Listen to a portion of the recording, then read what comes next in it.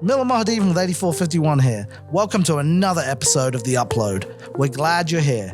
Each month we dig into the world of AI, thick data, machine learning, data science. We invite you to stick around and let us know what you think. Keep an open mind and stay curious. Welcome to The Uplow'd by 8451. I'm your host, Dan O'Keefe, and today we're talking with Alex Trott, Kroger Merchandising Lead Consultant with Naturals and Organics at 8451.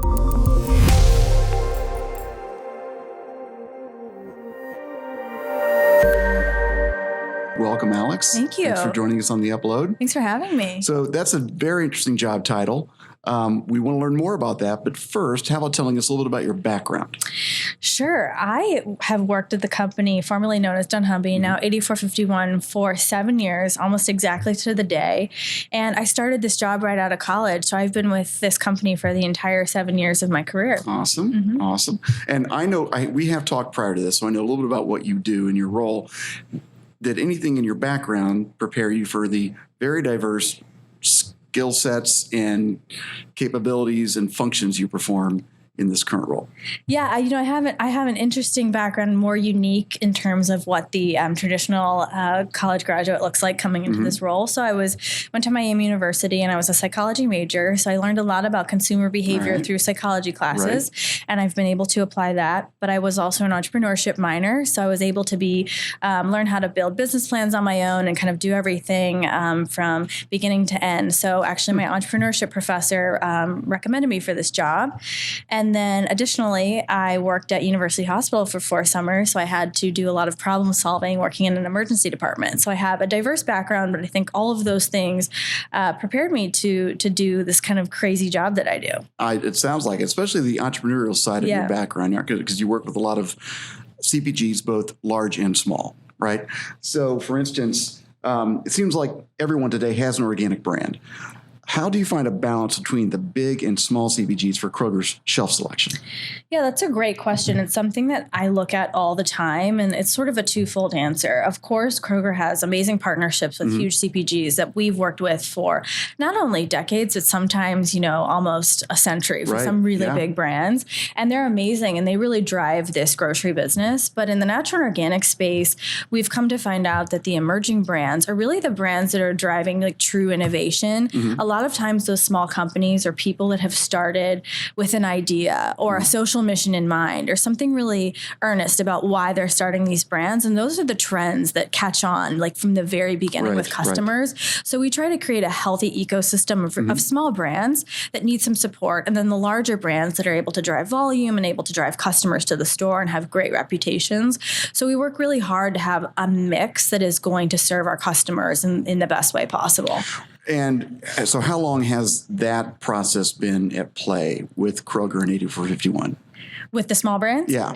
So there's a couple of things there. I think for a number of years, Kroger has really succeeded in the natural and organic industry for at least 10, if not longer, in a big way. So part of that success has always been small brands. But in the last 2 years, we've instituted a program that has focused on our small emerging brands, which is called the Natural Innovation Summit for Kroger. Which just happened, right? Just happened. We've had, I think, 5 of them so far. So they're quarterly, which is ambitious. But that's a program we founded in late fall of 2017 where we bring 50 small emerging brands that typically have no distribution at Kroger, and we share them in a trade show-like format with Kroger buyers. So this program has really ramped up the way that we get these brands into Kroger and how fast we're able to do that. That's fantastic. And so speaking of those brands and their customers or their consumers, what are the purchasing behaviors of customers looking for natural and organic brands today?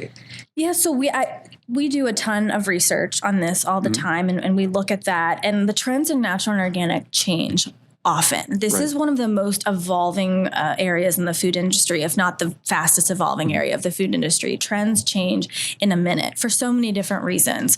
But the top things, really the core things that I think have driven what people use to select are maybe 6 key areas in order, actually, in order of significance. Right. I do, based on some great research. So the first one is fitness and weight loss aspirations. It's definitely perceived as being a healthier, better lifestyle if you have health goals. goals. Right. The second thing is prevention of health conditions. So a lot of people get advice from their doctors and healthcare professionals to eat better and differently. And in natural and organic, it's really easy to differentiate in the store what is natural and organic, which typically equates to being a bit healthier. Right. And so it's easy to make that choice. The third thing, which is a little bit of a deviation, is price. So our customers at Kroger are really used to getting great prices, even in natural and organic products. So we always make sure that we have a great price. The fourth thing is ethical reasons. This is huge in natural and organic, and I can't emphasize this enough, but natural and organic is a different animal than other areas of the store, because people are considering other things when they're making this decision.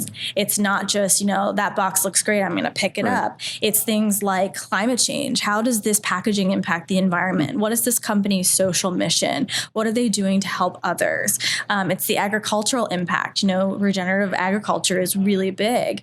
And then the last thing is animal welfare. How are the animals treated when this product was harvested or made? Or is this vegan and were no animals harmed in the making of this product? And is there no animal product in this? So those are some really unique ways that people make customer decisions at the shelf. And you're able to identify which of those 6 categories matter to which consumers based on the data that you're collecting, or is it more about knowing the kind of data that goes into driving those categories that helps you help these CPGs? It's a little bit of both. I would say this one that's more aggregated. So this is the total level. We did some primary research where we talked directly to customers. Okay. So that helps us understand, just get a basic understanding of why is this business different than others? So then when we talk to brands, we'll go, you know what, this is a great brand. And additionally, one of their missions is to be kind to the earth.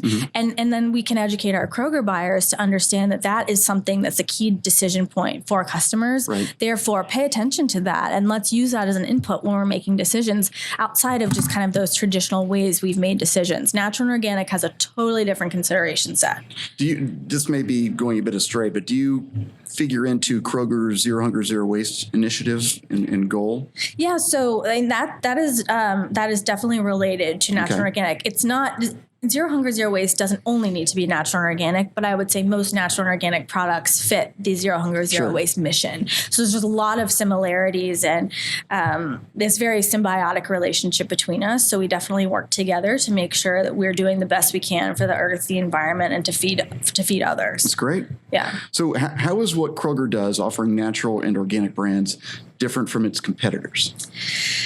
Yeah, this is a great question, because as I'm sure you've heard in the news and the media just over the last couple of years, Amazon really came in and shook this up when they bought Whole Foods. But from the beginning, Kroger has always had an amazing share with customers. They've always done really well. So what I think differentiates Kroger is that they serve everybody in America. They don't serve one small slice of the population. They don't serve a very unique group. They serve everybody. Right. And so I think that's what makes Kroger unique. And then within that, we have a very broad reach of who's buying natural and organic. It's not just people that are high income that are not price sensitive. We have very price sensitive people buying natural and organic at Kroger. In fact, we have people that are on government assistance buying natural and organic products. So I think that's really what makes us unique, is we have something for everybody. And I challenge you to find a retailer that does it better than Kroger. Well, and you're actually working with entrepreneurs and even pretty well-known celebrities who are entrepreneurs and trying to bring similar products and similar brands to market that reach the socioeconomic areas that you just discussed, right? Yeah, we do. So the natural organic industry has taken the celebrity world by storm, actually, and that's been a very big shift, I think, as a nod to the popularity of natural organics that swept the nation.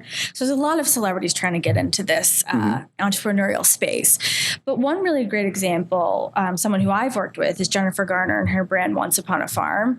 And that is a new fresh baby food brand. It's cold pressed baby food that has to be refrigerated, but that's something that's never been done before. So that's a need that is being filled by them that's brand new.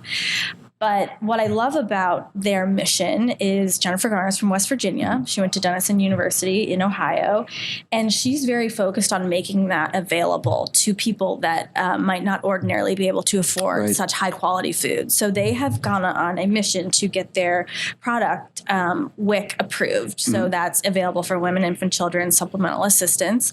And they have to do that state by state, and it's a big investment. But I really respect that mission because everybody should be able to have access to good food, and it shouldn't be a barrier because, you know, it's not available on government assistance. So that's just one unique part of their story. They've got a long story, but I love that piece. Now, does data impact their story or stories like that story, or is that a little bit too premature for the data to are you leveraging data to help bring that product or her product to the shelves in Kroger and to consumers? Oh, yes. So Kroger really, in everything, not just natural and organic, data has to be the forefront of every single purchasing decision. Okay. So we analyze it in natural, organic, up and down. So we wouldn't put in a brand if it wasn't meeting the need of a customer, if it wasn't going to do something for the customer. Okay. So absolutely, in the case of Once Upon a Farm, it does meet a unique and a differentiated need, and they have to work very hard to make sure that that brand is going to be successful, as do we. So in natural and organic, you know, it's super complicated and really interesting because there's so many evolving needs, but we work to fill those needs, and the way that we understand that is through data. Gotcha. Great. So how do you actually go about connecting the brands you find with Kroger category managers? Yes. So as I mentioned before, that Natural Innovation Summit, that is designed for Kroger category managers. So quarterly, they come, and we've actually held at 8451, and they get to sample these brands and products. These are brands and products that we've vetted for them, me and a group of a team. And so they can trust who we're bringing forward. So the idea is they make that in-person connection, set up a meeting, and their categories that are up for review at that time. So it's a really hot topic for them to find new brands. So that's one way that we have had a very concentrated amount of success getting brands to category managers. But then aside from that, I have a monthly process where I look at every single category with a team, and we pick brands and products that we think are huge opportunities that they should be looking at in the natural and organic space. So we're very diligent and measured about our approach as to how we present opportunities to Kroger that they should consider. Okay, great. And by the way, I should add that summit that we talked about, which was 2 weeks ago, right? Yeah. That has grown so popular that you finally, for this last one, had to expand it beyond the walls of 8451 to the local casino or convention center, right? We did, yeah. We started with 50 brands, and it got so much press after the first time that we did it that we started getting requests, and we started getting people that wanted to learn more and get in on the summit. So we had a second summit, and we had people starting to request to get into the summit. And they're, how can I get in? How can I get in? How can I be part of this? My friends in the industry are talking about it. So we did it again. I'm like, oh, wow, this is great. So I created a formal submission process so people can submit, and I send that to brands that I like. And we grew out of this so much that our last summit, our fifth summit, had 90 brands, and we were in the casino locally. So it was a huge ballroom that we had this in. That is so cool. So Alex, how many brands has Kroger received from these expos? So after the first three summits, we tallied it up, and we introduced or expanded 40 brands after the first three summits. Wow. So if you're doing the math at home, that means we saw 150 brands, and we expanded or introduced 40, which is a really high percentage. And I think that's because we took such a targeted approach at who we invited, the time cycle that we invited them on, and the way that we connected them to the Kroger category managers. So I see that as a huge success. That's only the beginning, though, for brands. Sure. If you get accepted in a Kroger, that's only the first step. It's a big deal, but then you've really got to put in the hard work to make your brand become successful in such a large environment. You have to be ready to play. You have to be ready to support. You have to be ready to put in the time, energy, effort, and hard work to win at Kroger. So where can our listeners and viewers find out what those 40 brands are, by the way?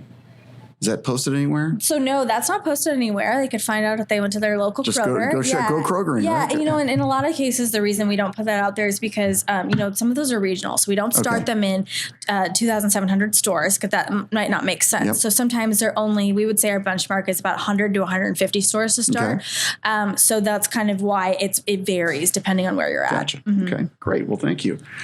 And what other industry outreach do you do to make sure Kroger's on top of everything? On the shinier side, you work as I said before, a lot with celebrities and their organic brands. So expand on that. Yeah. So that's my job is grounded in data. That's first and foremost. But the other thing that we've realized needs to be done to be successful is connect with the natural and organic community. Mm-hmm. This community is a group of people that is so excited about the work they're doing. Right. They're so passionate, and they all have a mission. There's a bigger reason why they're doing this work. So there's several trade shows that we go to every single year where it's like the highest concentration of natural and organic people in the country come together for a couple of conferences. The one that comes to mind is called Expo West in Anaheim, California. Familiar with it? I think this year they had over 85,000 attendees, and Kroger goes there, and we are on a mission to find great brands and connect with people. And something that's really excited me about what I've worked on is connecting with these people in the industry, because then you find better talent of brands when you have a level of connectedness. So Kroger puts on a town hall there where we bring out several Kroger folks and talk directly to 600 members of our supplier community. That's one piece. And the other piece is us scouting. So we go out and scout these trade shows, whether or not we're there, and we're looking, and we are tracking everything and writing that down, and then potentially inviting those people to our innovation summits. The summit. Yeah. Okay. So we draw those connections for people. That's great. And then how does data figure into your job and the CPGs you're recommending? I know we've touched on it, but can you kind of give us a deeper dive? Yeah. So like I said, core to everything we do is data. So we start with the data first before we even get to that fun stuff of looking at the brands. So what I do specifically is look at the Kroger Plus Card data, and that's 8451's job, if you will. So I look at the natural and organic purchasing behavior all the time, and really we've just refreshed this work and really taken a look at it. And we look at customer behavior across 3 areas of the store. The fresh areas of the store, so like produce, deli, bakery, meat and seafood.